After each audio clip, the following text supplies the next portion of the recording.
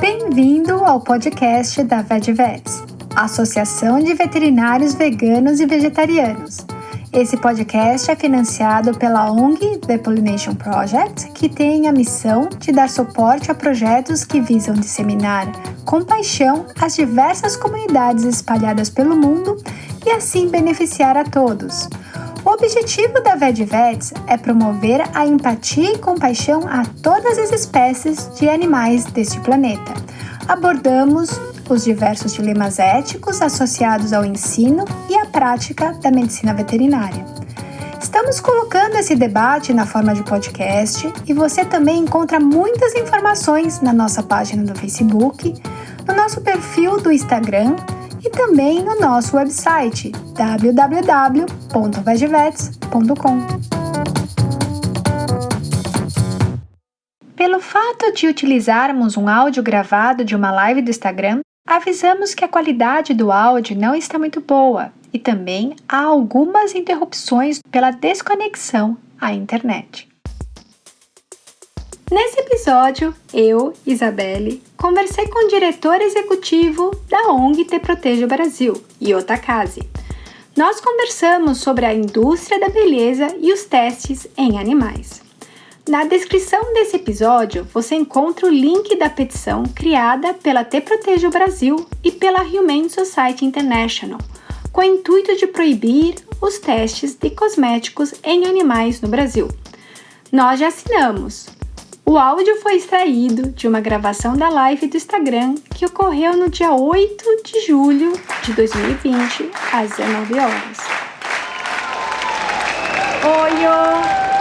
Agradeço muito você ter aceito o nosso convite e eu gostaria que você agora se apresentasse, se você pode falar sobre a atuação da ONG Te Protejo e também da Te Proteja o Brasil. Agora é com você. Bom, primeiro, obrigado pelo espaço, né?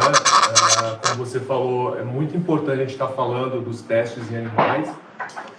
Não é um tema recorrente, mesmo dentro da causa animal, né? Ainda se fala muito de testes ou se fala muito da causa animalista quando a gente fala de animal de produção ou quando envolve pets, né?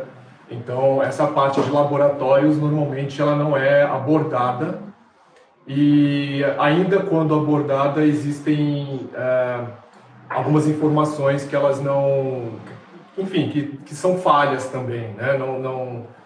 Muitas são desencontradas, então vai ser bacana a gente estar esclarecendo algumas coisas.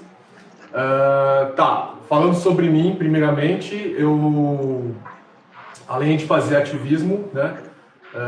Vegetariano, vegano há muitos anos, sempre fiz ativismo dentro da parte animal, né? De fazer resgate, trabalhar com adoções, etc. Também tenho uma atuação dentro do terceiro setor, né, olhando para o animal humano, né, não deixando isso de lado, né, porque uma das coisas que eu entendo dentro do veganismo enquanto ativista, eu considero um tripé, que por mais que a gente coloque a causa animal em primeiro ponto, a gente tem que olhar sim para o ser humano e olhar o meio ambiente, porque está tudo interligado e não tem como a gente desassociar uma coisa da outra, ainda que muitas pessoas refutem essa ideia, mas é o meu posicionamento pessoal. A Te Proteja, eu comecei um trabalho com eles ano passado, só que a Te Proteja ela já vem atuando no Brasil há cerca de 2 anos, né? Só que ela nasceu no Chile e ela vem atuando em toda a América Latina. No Chile ela já existe há 7 anos, ela nasceu primeiro como uma plataforma digital, quando a fundadora, né, a nossa diretora-geral Camila Cortinez, ela entendeu que no mercado chileno existia uma falta de informações confiáveis para verificação de produtos que não eram testados em animais, por exemplo. E cerca de um ano depois, ela já estava, 1 ano, 2 anos, ela já fez uma sociedade, né? Entraram mais outras 2 mulheres, que é a Daniela e a Nicole, e aí elas fundaram de fato a organização Te Proteja. Junto com isso veio também a feira Ecobeleza, que é a feira que é realizada no Chile 2 vezes ao ano, que incentiva o uso de cosméticos não testados em animais e olha muito para a parte de cosméticos veganos, cosméticos naturais e orgânicos. E isso incentiva também não só as grandes, mas o pequeno produtor também, o pequeno comerciante.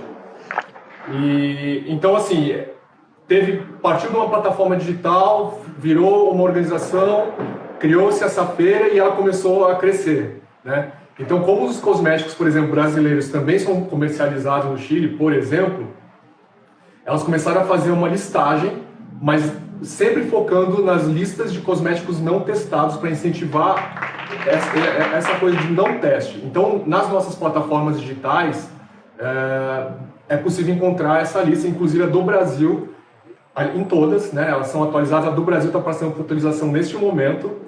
E aí, assim, já trazendo um pouquinho para o ambiente cruelty free, as outras organizações certificadoras, elas também têm suas listas, né?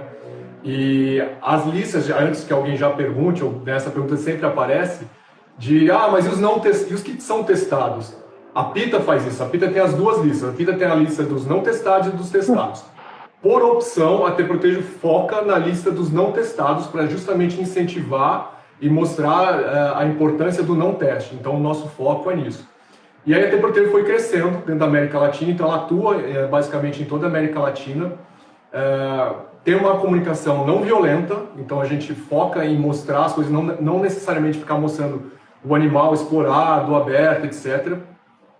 Não que não haja necessidade, né, mas aí são formas de você abordar o tema, né? Então eu entendo que muitas pessoas necessitam daquele tratamento de choque e de repente ver o animal, né, aberto, né, de vivissecção, por exemplo, e outras pessoas vão fechar os olhos. Então a gente escolheu essa abordagem não violenta em mostrar um animal mais fofinho e tentar aproximá-lo dessa forma, né? E aí a nossa ideia sempre é educar e informar. Então, através dessa comunicação não violenta, é a forma tanto é que se olhar nas nossas postagens, vai ter, por exemplo, produtos de empresas que ainda não sejam certificadas conosco, vai ter alguns informativos de outras organizações, vai ter as nossas próprias voluntárias, né, nosso corpo de voluntários, enfim, tem informações diversas, mas sempre com esse enfoque, né, de mostrar a coisa de um lado um pouco mais sutil, ainda que estejamos falando e abordando um tema que é bastante cruel, né, que infelizmente as pessoas desconhecem, trazendo para o âmbito da beleza e cosmético, como é cruel esse universo de beleza e teste em animais para cosméticos. Muito obrigada, Iô, por toda essa elucidação, e é tão magnífico você falar sobre comunicação não violenta. É nosso também, nos valores estruturais da nossa associação, do nosso grupo. A gente acredita que todos nós da causa animal, médicos veterinários, nós vemos crueldade todos os dias.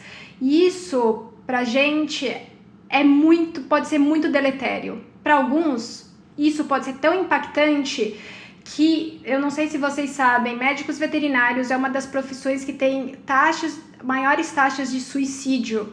Isso foi visto pela Associação Norte-Americana e a gente já tem vários dados sobre isso. No Brasil, a gente vê alguns casos de suicídio de médicos veterinários. O que acontece, a gente lida com várias espécies diferentes, nós não temos, muitas vezes, no nosso ensino, na nossa trajetória,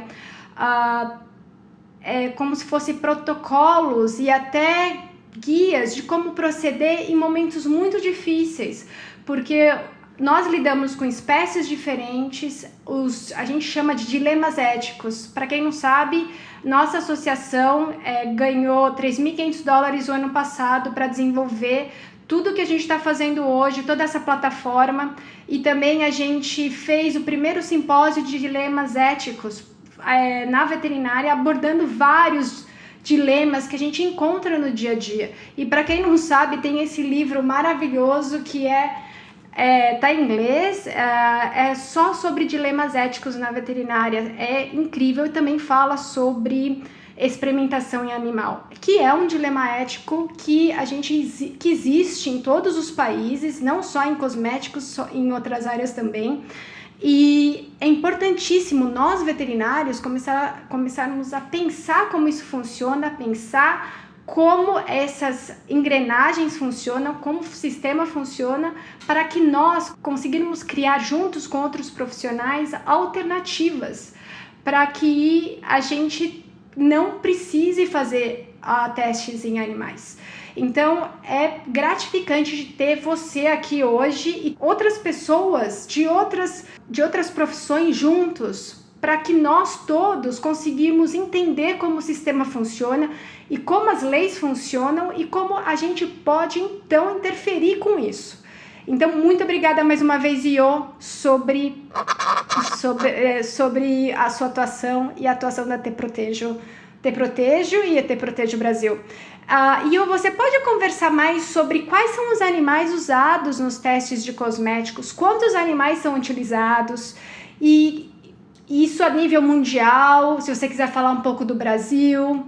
Bom, o mais comum é utilizar roedores, ainda que isso foi uma conversa que eu tive hoje, inclusive, aliás, ontem e hoje, né, eu falei sobre isso, que as pessoas não consideram, por exemplo, o coelho como roedor, né? O pessoal acha que o coelho não é um roedor.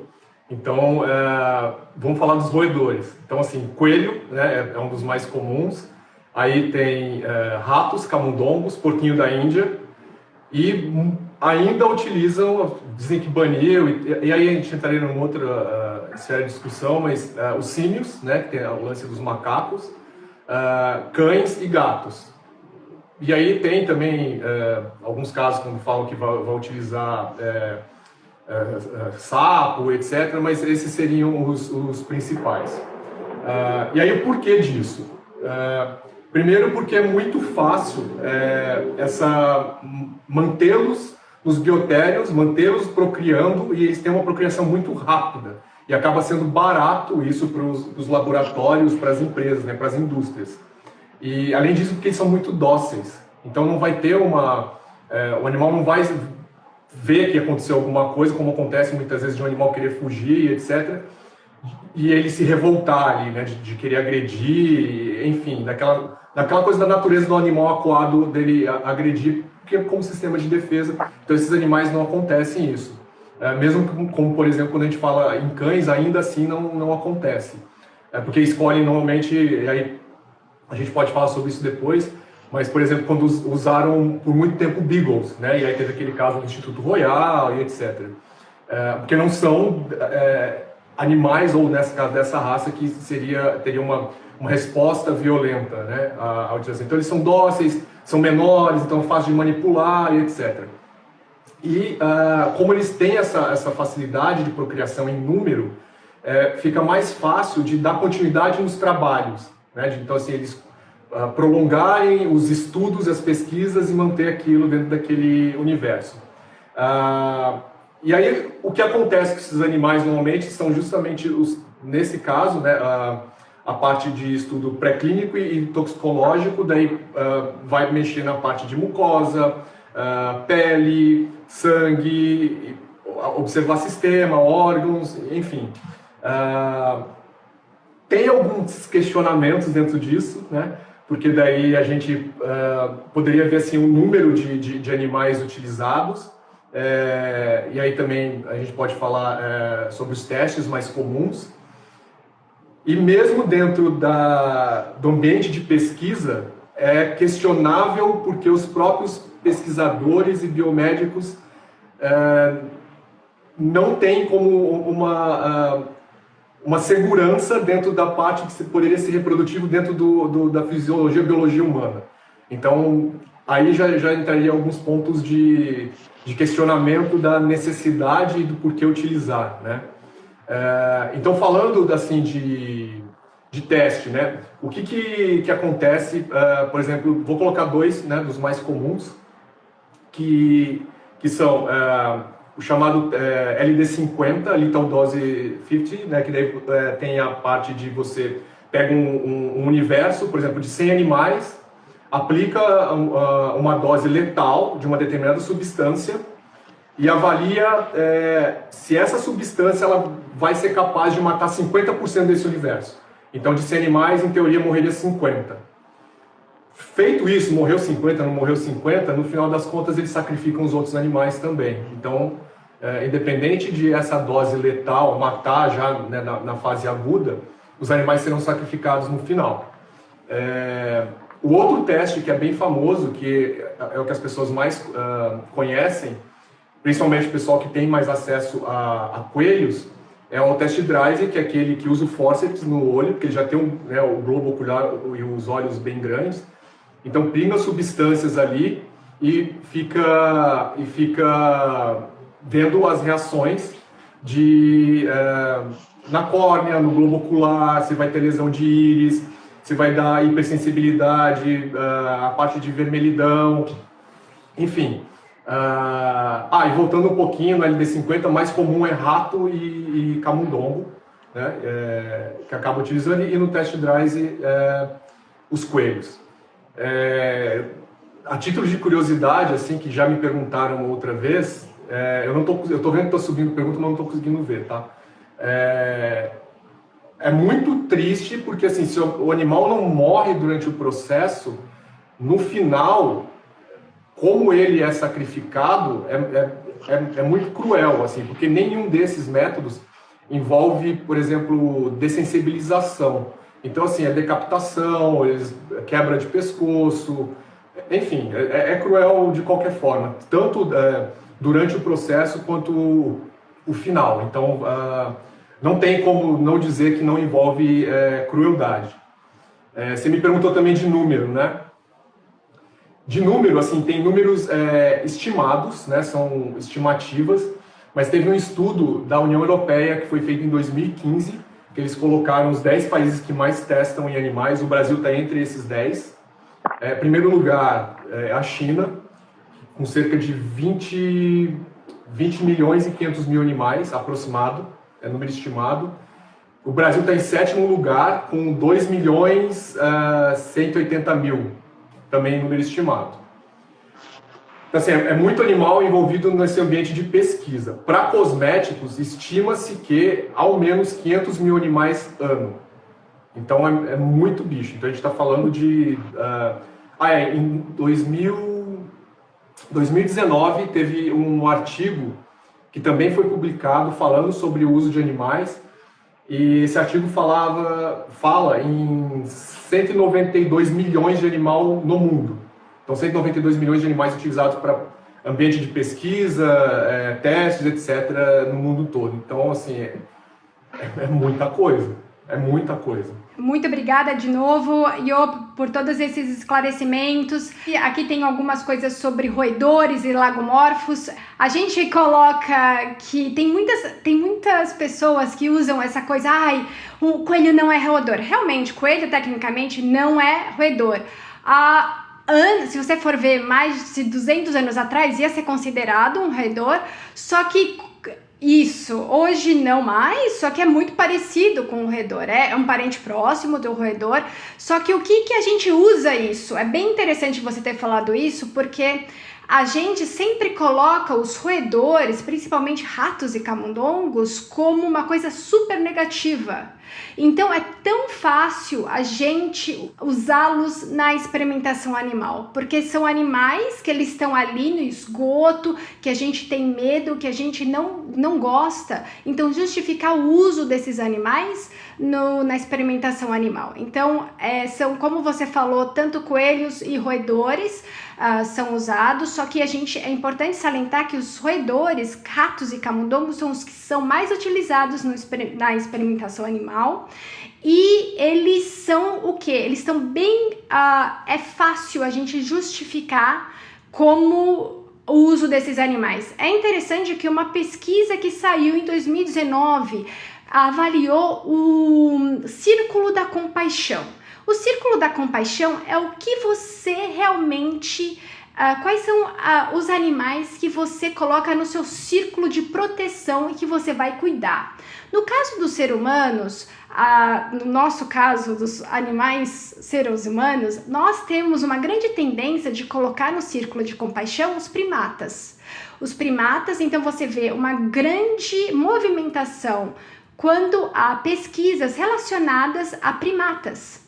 Então a gente vê uma grande bandeira de movimento em relação aos ativistas da causa animal quando a gente tem alguma coisa relacionada à experimentação que existe uma associação com os primatas, macacos, entre outros. Então, quanto mais próxima na escala evolutiva, mais fácil a gente relaciona. O que acontece? Animais que estão mais distantes na escala evolutiva, como são os roedores, é mais fácil a gente justificar estar fora do nosso círculo da compaixão. Isso foi essencial, porque a gente usa no veganismo o círculo da compaixão. Quem está no seu círculo da compaixão? Só que isso agora foi publicado em 2019, como eles avaliaram o círculo da compaixão, que é magnífico. Você ter uma resposta de cientistas do círculo da compaixão. Então, quando a gente fala, coelho não é roedor, você quer inferiorizar os roedores e justificar o que a gente faz com eles. Uma coisa que é bem interessante, é o que a gente faz com os roedores, que são os mesmos que estão no laboratório, é a mesma espécie, e a gente usa veneno que é extremamente cruel o que a gente faz com os roedores que estão fora das nossas casas. Então, são poucas pessoas que usam realmente armadilhas que vão capturar esses animais e você pode levá-los em outros ambientes. Então, a gente usa venenos que vão fazer uma morte realmente vai ser dolorosa e cruel, e tem vários venenos que a gente usa, e acidentalmente outros animais podem ingerir, como acontece em cães e gatos, e a gente tem intoxicação nos animais que são considerados de companhia. Então, tudo isso que você falou agora verifica a própria nossa concepção e percepção em relação aos roedores, porque a gente sempre fala e tem uma conotação negativa quando a gente fala assim, aquela pessoa é um rato, sempre tem uma conotação negativa. Isso está na nossa cultura e a gente tem que começar a desmistificar isso. Não só coelhos que são utilizados em experimentos, a maioria são camundongos e ratos. Que eles têm, quem não convive com camundongos e ratos, eles são extremamente inteligentes, extremamente dóceis e eles são sencientes. Eles sentem dor como qualquer outro animal. Agora, é bem importante a gente ter falado sobre isso. Agora vamos entrar em legislação. Você poderia me falar um pouco mais sobre a legislação que protegem os animais no Brasil e como isso está relacionado à experimentação animal?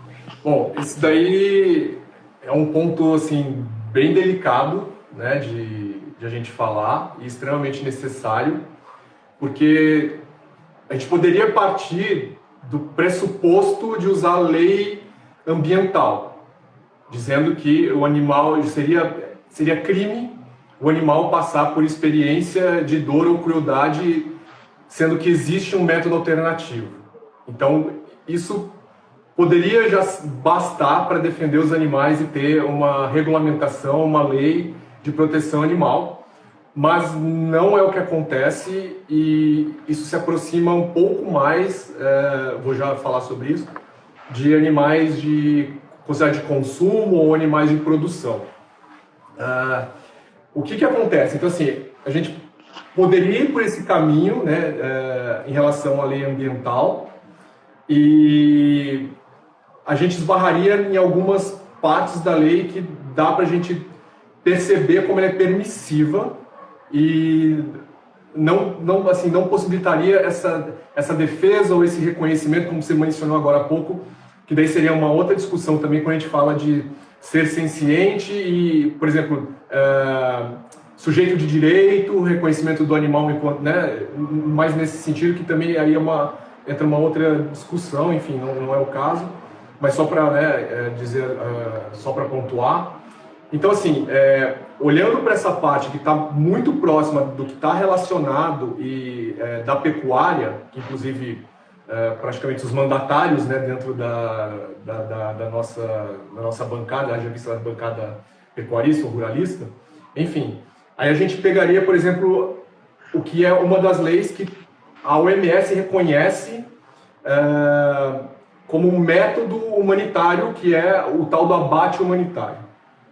E aí também isso já é um ponto que a gente pode questionar de diversas formas, porque o que ela reconhece como abate humanitário? Aquela pistola de ar, né, no crânio, a chamada dessensibilização para o eletrochoque, que a gente também sabe que ela é falha, né? Já vista quando, por exemplo, passam nos abatedouros os porcos pendurados dentro daquela água que vai receber, né, a corrente elétrica para o animal morrer no processo ou ser dessensibilizado para não ter a morte dolorosa quando ele, enfim, né?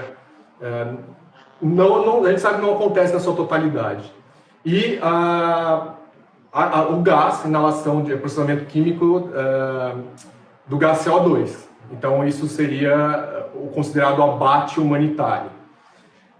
E aí tem o grande ponto, que inclusive aproveitando, né, que tem essa campanha que a gente faz junto, né, em parceria com a HSI, que foi iniciada pela HSI em 2002, que é a Be Cruelty Free, né, no mundo, começando pela União Europeia, e aqui no Brasil fica conhecida como Liberte-se da Crueldade, que tem a ver com a Lei Arouca. A Lei Arouca, ela fala que a experimentação animal ela é método oficial de pesquisa científica. E aí, o que acontece por ela ser permissiva? Porque ela não menciona os métodos alternativos. Ela não menciona métodos substitutivos, seja para estudo ou pesquisa. Então, fica uma coisa, assim, como eu falei, permissiva. Não tem nada que vá lá e tenha, vamos dizer assim, que imponha esse não teste e essa parte da crueldade relacionada aos animais enquanto experimentação, uso para testes.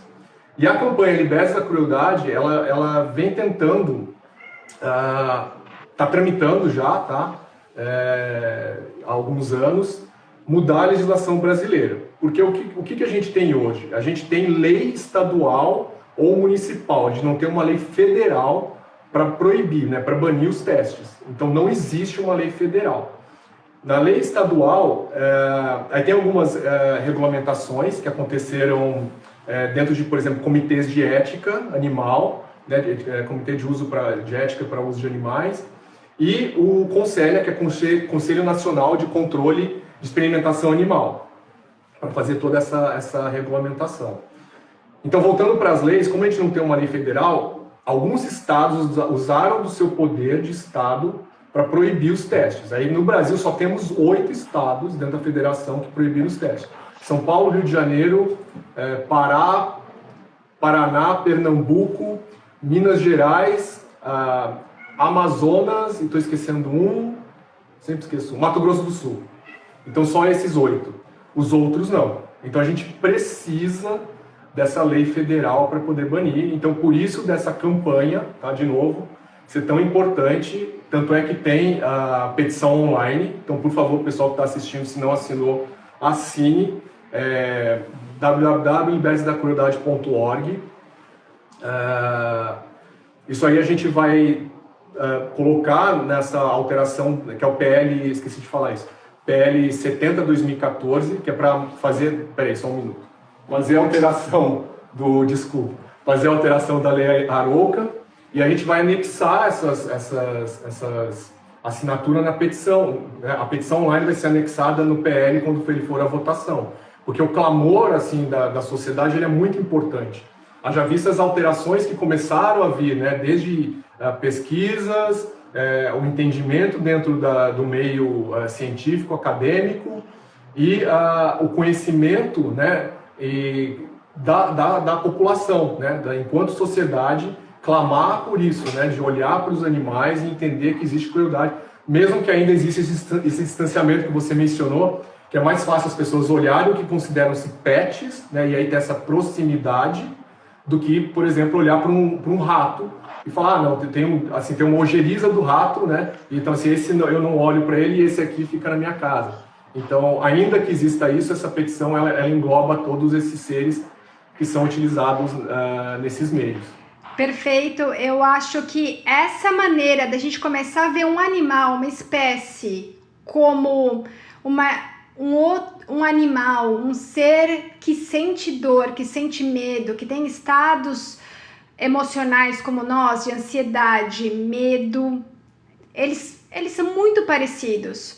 Então, hoje em dia, a ciência veterinária mudou muito, Hoje, por exemplo, eu não tive bem-estar animal. Eu me formei em 98 na USP e não tive bem-estar animal. Hoje se tem bem-estar animal, não é em todas as faculdades. Hoje se tem. Hoje a gente tem comportamento animal e tem uma onda, um movimento muito diferente na veterinária que é induzir você olhar para aquele animal, identificar se ele está com dor, qual o estado emocional e ver e fazer com que ele e você entenda ele de uma forma muito melhor. E nós veterinários temos um movimento chamado sem estresse, que é você atender o animal e não desenvolver estresse nesse animal. Porque o que acontece, muitas vezes, os animais, dentro de casa, eles são extremamente estressados e as pessoas não sabem identificar de onde vem esse estresse. Estão frustrados porque muitas vezes o espaço é pequeno, o que significa, o que aquele animal está fazendo. Então, hoje, a gente tem um grande movimento que está começou em 2016 e hoje está bem maior. Aqui você vê os jovens fazendo isso, que é o movimento Fear Free. Eu tirei a certificação, então por mais que eu seja vegana, eu tô sempre indo atrás do que a gente pode fazer mais pelos animais. E hoje a gente tem a medicina de abrigo, que muitas vezes a medicina de abrigo são veterinários que têm foco de tratar animais que eles foram abandonados em situação de crueldade. E muitas das vezes os animais que estão em situação de crueldade que vieram de laboratórios. Não só de estados de lugares, por exemplo, de acumuladoras ou de pup mills, fábricas de filhotes, e também de laboratórios. E é interessante você ter falado do Instituto Royal, que quando foi invadido, os cachorros foram os primeiros a serem salvos, né? Os outros animais também, e os ratos ficaram. Então, é claro que a gente tem aí muita coisa pra gente discutir e eu fico tão feliz de você ser vegano, sinceramente, eu fico muito feliz de ter mais veganos aí, porque é assim que se começa, a gente tem que dar um passo de cada vez. E eu vou falar também tem vários abrigos que são fenomenais e um deles a gente vai fazer uma live logo mais, que é o Catland, que é um abrigo de animais, de gatos, e eles promovem a filosofia vegana, não para os gatos, porque a gente teve uma live sobre ração vegana para gatos, tem várias questões aí técnicas, e também para nós, seres humanos, como que a gente faz, qual é a mensagem que você está trazendo, promovendo um evento que tem alimento de origem animal, ou tem você vendendo um produto testado em animal, qual a mensagem que você está tendo? Será que a gente não dá para a gente pensar como, cada hora, começar a unir esse quebra-cabeça? Isso que é bem interessante e foi muito legal ter você por aqui. E você falando sobre tudo, e a gente aprendendo com você, eu não sabia, eu fui ler muitas coisas e essa live eu acho que é muito esclarecedora para mim e para muitos outros. E você falou da certificação, você poderia falar um pouquinho mais dessa diferença da certificação cruelty free e um outro produto, por exemplo, um produto que sempre perguntam pra gente, esse produto é vegano, se é cruelty free, aonde eu consigo encontrar essa lista? Você já falou que dá para encontrar, e quais as diferenças dos produtos? Como eu falei, no site da T-Proteger tem a lista de cosméticos não testados, ainda que esses cosméticos não sejam da certificação da T-Proteger, mas faz essa listagem para justamente tornar acessível ao público, né, de conhecimento de que existem produtos que são livres de crueldade, ou seja, não foram testados, e produtos veganos também. Aí aqui é importante a gente fazer algumas diferenciações, que é o que é um produto vegano e o que é um produto livre de crueldade. Produto vegano, né, em teoria, ele é um produto que ele não contém nada de origem animal. Porém, pode ser que ele foi testado em algum momento, algum ingrediente, ainda que seja vegano, ele tenha sido testado por conta dos componentes, dos ingredientes que tem nesse produto. O produto já cruelty free, ele é um produto que ele não houve teste, porém pode ser que ele contenha algum ingrediente de origem animal, que daí seria, por exemplo, mais comum, vou colocar cera de abelha, por exemplo. Então tem isso aqui. O ideal, óbvio, é que a gente consiga um produto cruelty free e vegan no mesmo produto. Então, é uma coisa que a gente precisa aprender, que a primeira coisa, ler rótulo, para poder ter uma ideia, né? E no rótulo achar certificações do que se ele foi certificado como cruelty free. E tem algumas pegadinhas nisso. Por quê? Existem as organizações que fazem essa certificação, e eu vou listar 4, que são as que fazem um trabalho muito sério no mundo, né, nível mundial. E numa ordem de exigência, da mais exigente para menos exigente, que daí seria, em primeiro lugar, a T-Proteo, que é a mais exigente, já explico o porquê. Depois vem Leaping Bunny, Choose Cruelty Free e a PETA, na ordem, como eu disse, de exigência, e cada uma trabalha de uma forma. Falando um pouco de como funciona a certificação da T-Proteo. A T-Proteo ela não vai só investigar e avaliar o produto acabado, ou seja, não vai pegar aquele produto e olhar só o que está ali no rótulo, ela vai pegar cada item, vai verificar se nada daquilo foi testado, produto acabado. E aí a gente vai na cadeia de produção. De onde veio cada ingrediente? E a gente vai investigar o cara que é o fornecedor de cada ingrediente e ver se esse fornecedor não testa. Se algum desses fornecedores testar, ainda que o seu produto não seja testado, a T-Protege não certifica. Porque ela entende que ela não é livre de crueldade na cadeia até o produto acabado. Por isso que eu falei de ser a mais exigente. Então ela faz toda essa rastreabilidade de verificar cada item. Para a marca, eu entendo isso como um agregador de valor que você mostra, né, valor agregado no teu produto, na tua marca e na tua empresa, mostrando que você, de ponta a ponta, você está fazendo essa investigação e aí você tem essa certificação. Consequentemente, as pessoas que estão envolvidas nesse processo, ou seja, os fornecedores, eles também têm essa possibilidade de ter a certificação, e isso independente de ser conosco ou com outro. Mas, tendo a certificação da T-Protege, as pessoas vão ter essa certeza de que o produto foi investigado de uma ponta a outra. E aí tem umas pegadinhas nisso. Por quê? O produto, muitos produtos contêm no rótulo as certificações. E aí são certificações diversas. A mais famosa para nós é a PETA, por ser uma das mais antigas e uma das maiores, né? Só que o que acontece? Existem dentro das organizações, porque eu falei que cada organização trabalha de uma forma, existem dentro das organizações como se fossem formas de você obter o selo, obter a certificação. Muitas delas podem ter o selo, mas não constar no site. E aí é válido, né, por exemplo, como eu estou falando da PETA, entrar em contato com eles e verificar se de fato essa marca está certificada.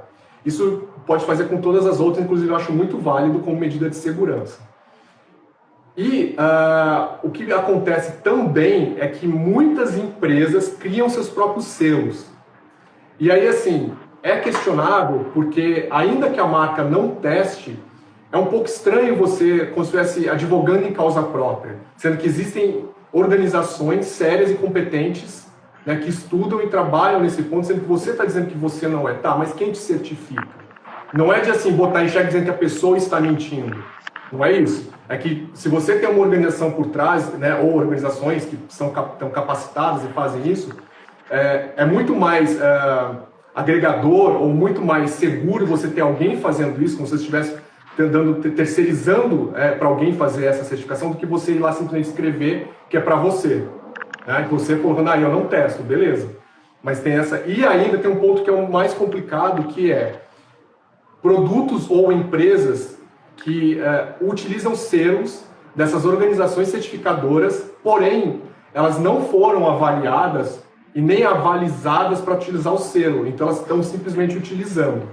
Algumas utilizam de má fé, outras utilizam porque realmente não sabem, vou utilizar, eu sou livre de crueldade, então eu vou lá colocar. Então, assim, tem esse lado também. E aí, assim, vou voltar um pouquinho no lance do produto vegano. As pessoas, elas acham que, por ser vegano, ele está livre de crueldade. Porém, os ingredientes, pode ser que em algum momento, ou em alguma empresa, ele sofreu com teste. Porque isso ainda é uma prática existente na nossa, eu não vou dizer tão comum, mas vou colocar como existente, no nosso mercado e mercado no geral.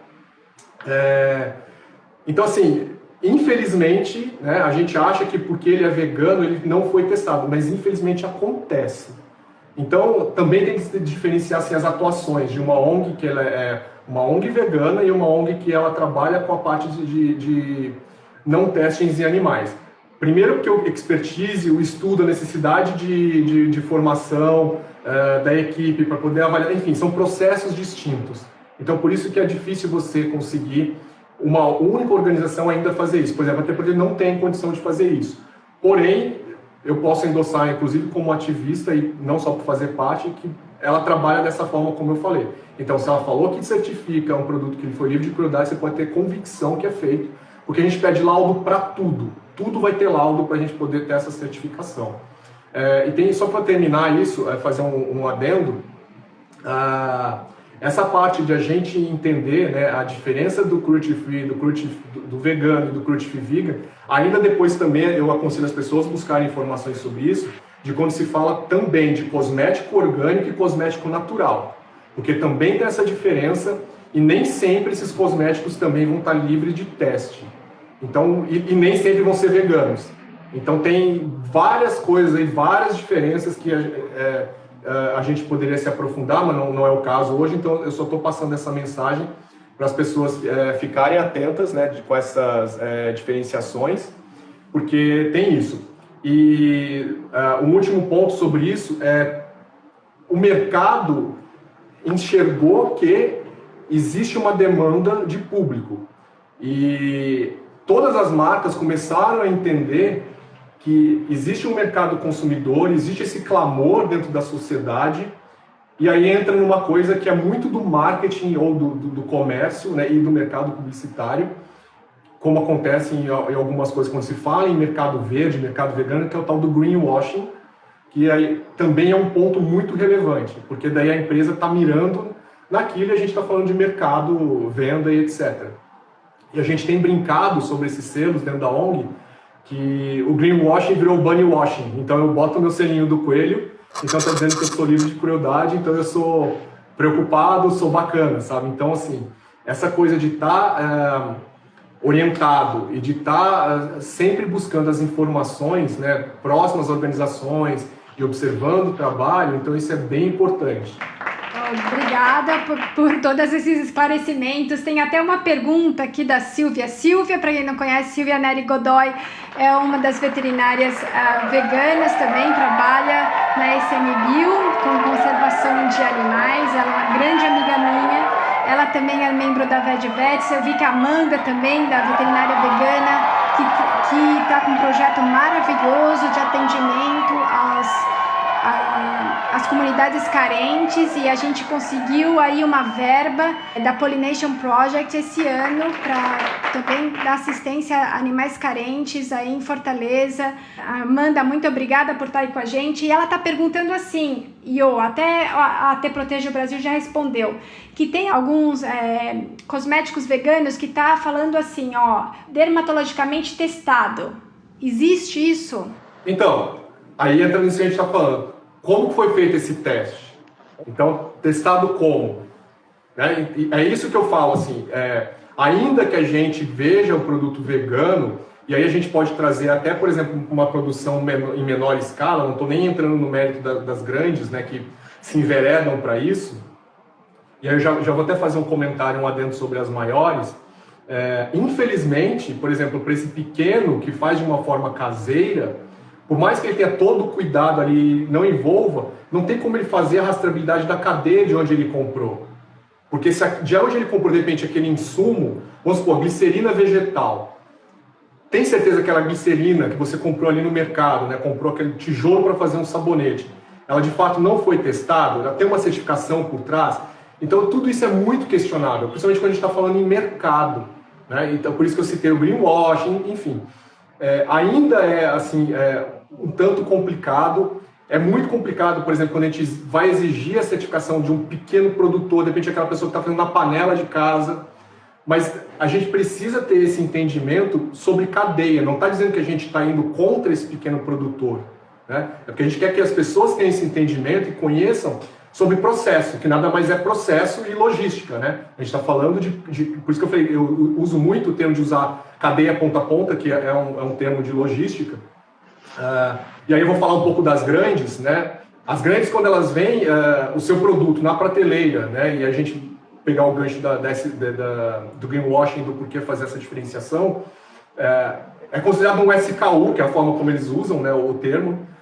Então aquele produto está naquela prateleira, o cara sabe que ele fez um depósito no mercado X e botou 100 produtos. Saiu esse um produto, ele já automaticamente já tem uma rastreabilidade, vai cair dentro do centro de distribuição, que ele vai indicar que tem 99, não tem mais 100, e isso vai passar para dentro da empresa.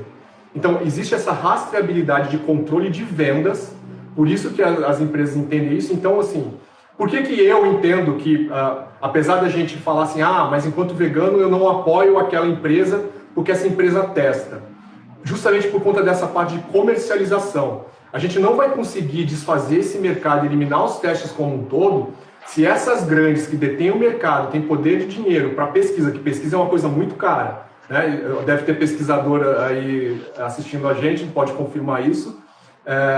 Elas não vão ter essa mudança se elas não entenderem que o mercado, que é onde elas ganham dinheiro, existe uma demanda e está substituindo daqueles 100 para 99 do que ficar 100 parado na prateleira, por exemplo. Então, por isso que é importante, ainda que como vegano você não consuma, mas que não aponte o dedo para aquela pessoa que de repente consome, porque a gente já está fazendo esse movimento de transformação. E isso é uma das formas que, de novo, entra a parte popular, né, do povo, da sociedade, de fazer essa mudança, que não sejam ativistas e não sejam veganos. Porque o ativismo no bolso, de você mostrar o seu poder de compra, exercer o seu poder de consumidor, isso é um ativismo de você mostrar para a empresa, mesmo que ainda indireto, né? E aí entra essa coisa, mas o greenwash, ok, a gente não vai conseguir mudar assim. É processo, leva tempo, haja visto o que a gente está fazendo com a legislação, o que vem acontecendo a partir desde 2002, por exemplo, de União Europeia. Então, assim, já tem 18, quase 20 anos que está nessa luta. E os testes já acontecem há mais de 200 anos, por exemplo.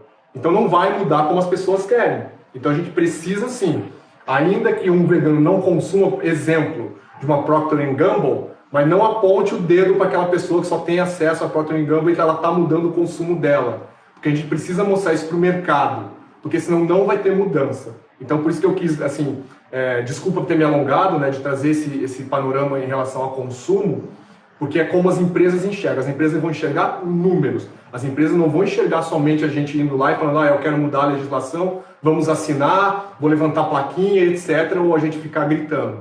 Porque não é como elas vão enxergar. E, de novo, existe a parte de pesquisa. O pessoal que trabalha com pesquisa sabe como é difícil mudar a mentalidade de pessoal que está envolvido com pesquisa, que está envolvido com métodos. E aí teve uma coisa, a Bianca, não sei se a Bianca está aí, se a Bianca da HSI estiver aí, ela, que também... Eu vou falar para você das duas pessoas. A Bianca da HSI, que é muito querida, tive a oportunidade de conhecer, a gente está se aproximando, e a Lorena, que é uma voluntária nossa, que trabalha com essa parte de biomédica, etc. Elas sempre trazem informações atualizadas, né? E já demonstraram e falaram isso, né? De como a parte de pesquisa funciona, de como dentro da biomedicina, da parte de estudo e pesquisa, as pessoas ainda são reticentes, como não existe ainda, por exemplo, metodologias reconhecidas para, por exemplo, quando a gente vai falar de medicação, do uso de drogas, mas a gente já tem para cosmética. E só tem para cosmética porque essas grandes empresas foram obrigadas e forçadas a utilizar de novos métodos para elas continuarem vendendo. Então, assim, ainda que a gente, enquanto ativista, rechace isso, a gente tem que enaltecer e saber que foi feito um trabalho, mesmo vindo dessas grandes corporações. Foi muito bom você ter tocado no assunto. Eu acho que o grande motriz aí das mudanças são as próprias pessoas, é a própria comunidade. Então, esse questionamento, ele começa aos poucos e ele começa a gerar outros questionamentos e vai englobando outras causas. Então, as pessoas, elas têm um poder que elas não imaginam, então elas podem mudar legislações, elas podem mudar como os investidores daquelas empresas vão colocar e aplicar aquele dinheiro.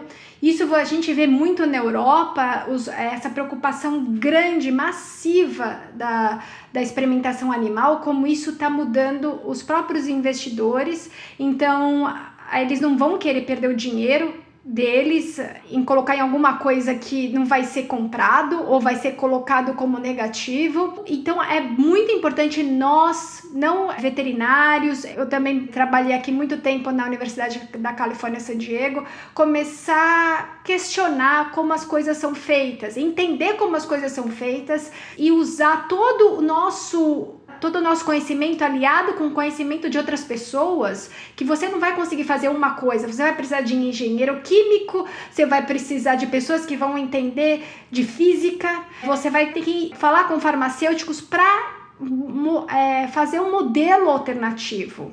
Então é muita cooperação e também muito dinheiro. É bem interessante na hora que você está falando sobre testes em cosméticos, é só colocar isso também, foi uma das coisas que eu desenvolvi no meu pós-doutoramento, que são culturas que mimetizam o que está acontecendo com o nosso organismo. Então, quando a gente coloca uma cultura de células no plástico, o plástico ela tem uma tensão muito grande. Então, é como se fosse colocando células e a tensão vai ser igual de um osso. A nossa pele não tem uma tensão igual de um osso. Então, é totalmente artificial. Então, a gente aliar com conhecimento de pessoas que conhecem física, que conhecem como a gente pode fazer uma estrutura 3D, como aconteceu aí da Carolina, que ganhou o prêmio da Lush, que usou a impressora 3D para fazer a pele humana. Tudo isso vai fazer com que as células e todo aquele arcabouço seja muito mais próximo do que acontece com a gente, com o nosso tecido. Então, por isso que é muito importante investimento em ciência, em testes alternativos.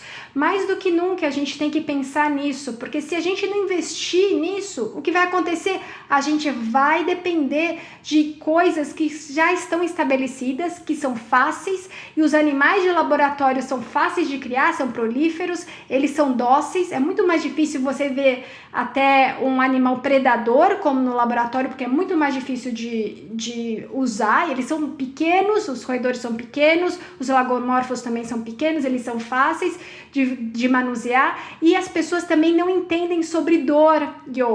Até nós veterinários hoje a gente está começando uma grande movimento sobre manejo de dor, porque muitas das vezes a gente vai no veterinário, isso acontece aqui nos Estados Unidos também. Eu vejo que minhas amigas falaram, olha, eu voltei do veterinário e não deu remédio para dor, e com certeza aquele animal está com dor. Dá para ver totalmente a fisionomia e a linguagem corporal, a posição corporal que ele tá com dor. Então, é muito difícil, então a gente tem que mudar, é uma mudança que vem de todos nós, Iô. Tem que ter essa mudança de pensamento, de visão e ser mais aglutinador. Né? Exato. Fazer esse movimento para a gente conseguir massificar. Vou pegar só um gancho disso que você falou, que acho que é importante a gente citar, de métodos alternativos. Existem já métodos alternativos validados. Esse que você falou, de ambiente artificial, desde reprodução de pele humana, né, de agricultura in vitro, por exemplo. Tem os microchips que já conseguem fazer uma análise de um órgão específico e de um sistema específico onde aquela droga pode atuar. Aliás, a maior parte dos métodos alternativos a gente poderia considerar os in vitro, né? E essa você falou da reprodução de pele humana. De novo, voltando nas duas meninas, né? Tanto a Bianca quanto a Lorena, elas também são vencedoras do Prêmio Lush. A T-Proteus também ganhou o Prêmio Lush também. Enfim, então assim, são pessoas que estão nessa coisa da vanguarda, que estão buscando opções para eliminar o máximo possível dessa coisa da crueldade animal envolvida nesse fator e que precisa ser, assim, trazer ao conhecimento, porque se a gente for falar com o grande público, que é o grande consumidor, aí volta naquilo que eu falei, que são as pessoas que consomem os produtos sem saber do que se tratam, ou que sequer sabem do que se trata um teste animal, do que envolve, elas têm que saber disso que está acontecendo para justamente ter ganhar essa notoriedade e existir de fato mais esse clamor. Porque se a gente já tem métodos validados, não tem mais a necessidade, né, de você ainda insistir, e é uma forma, quanto tempo a gente tem? Está quase acabando. Que a gente tem de pressionar governo e detonar de conhecimento do público. Eu estou olhando o relógio aqui. Quanto tempo a gente tem? 10 segundos, e você quer terminar? Ai, meu Deus. Bom, eu vou pedir para todo mundo seguir a Te Protejo. Se quiser falar comigo no Veg Samurai. Agradecer.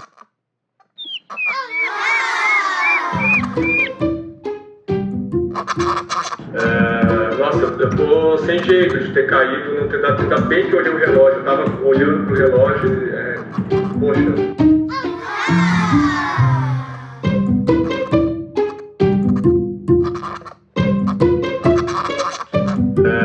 Nossa, eu tô sem jeito de ter caído, não ter dado, ainda bem que eu olhei o relógio, eu tava olhando pro relógio e, poxa. Obrigada por escutar o episódio do nosso podcast. Espero que você tenha gostado. Se inscreva no nosso podcast para receber as atualizações dos nossos episódios. Veja também nossa página no Facebook e perfil no Instagram. Muito obrigada e até a próxima. 10 segundos, e você quer terminar? This is an Emma Savo production.